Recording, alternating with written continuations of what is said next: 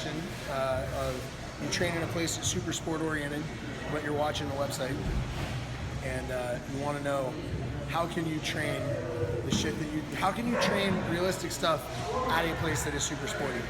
And the answer is it really depends on how super sporty the thing is, the game is, right? My short answer is do your shit regardless of what they do. So there's going to be moments where they're trying to do an escape that is just stupid because you can punch them in the fucking face. You can't sit there and go, I would punch you in the face from here, right? And we turn it down a little bit. You can't go like, I would punch Eli. Turn down. You can't go like, oh, well, I would punch you in the face from here, but I'm not, so now I'm just going to get heel hooked instead. You know what I mean? You're going to have to defend what they're fucking doing. You're going to have to defend what they're fucking doing, regardless of whether you're thinking self-defense or sport. You can't just get tapped and be like a karate dude, get tapped and go, well, if I'd have done my real shit, I'd whoop your ass. You're going to have to at some point kind of respect the stuff they're doing. That said, that's dealing with their movements, nothing you can do about it. You making your own choices though. Because if I put myself in a position where I could punch, somebody goes to deep half and I could drill him in the fucking face and we sit there for 2 minutes, I'm not gonna not try to pass because I hypothesized I would be punching you. I'm gonna deal with it and try to pass. That's just ignoring their bullshit. But when you're making choices, when you're the one that's on the bottom in half guard, you can choose to play games that hold up under pressure. You can choose to play games that you can do in a fight.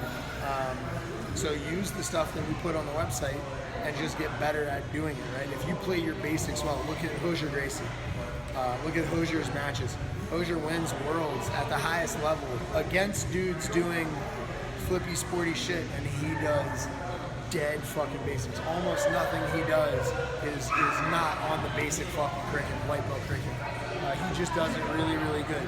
If you play a nice, tight Damian Maia in the UFC, doesn't do absurdity. I mean, he does shit really well, but he does basic stuff at people instead of worrying about their game. So the way to practice is visualize it in your head, understand what you got to get done, make sure that you're making choices that are valid in fights, and ignore the fact that they're not making choices that are valid in fights.